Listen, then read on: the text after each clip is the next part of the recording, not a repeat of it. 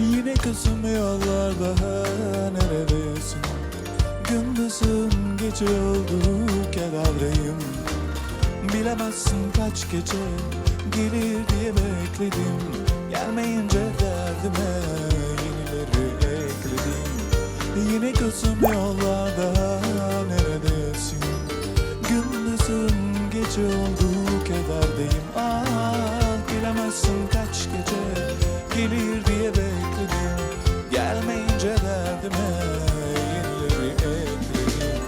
Gel yarim ol, sevdalım ol, sultanım ol, fermanım ol, dertlerimin dermanı ol her şey. Gel yarim ol, sevdalım ol, sultanım ol, fermanım ol, dertlerimin dermanı ol her şey.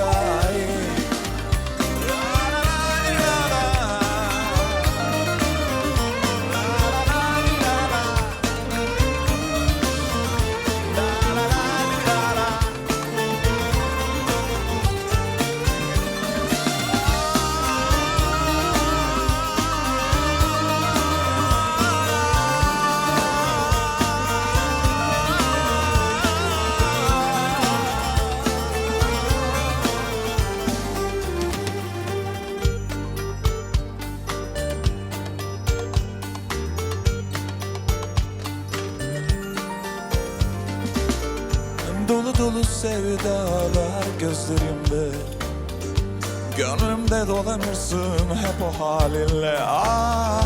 Uçuşuyor saçların, yaralanmış kalbime. Yine sensin tek çare şu zavallı halime. Dolu dolu sevdalar gözlerimde, gönlümde dolanırsın hep o halinle. Uçuşuyor saçların, yaralanmış kalbime.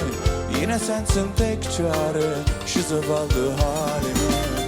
Gel yarim ol, sevdalım ol, sultanım ol, fermanım ol, dertlerimin dermanı ol her şey.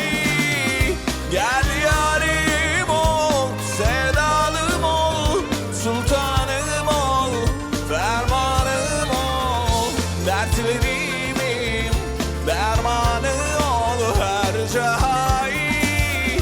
Gel yarim ol, sevdalım ol, sultanım ol, fermanım ol, dertlerimin dermanı ol her şey.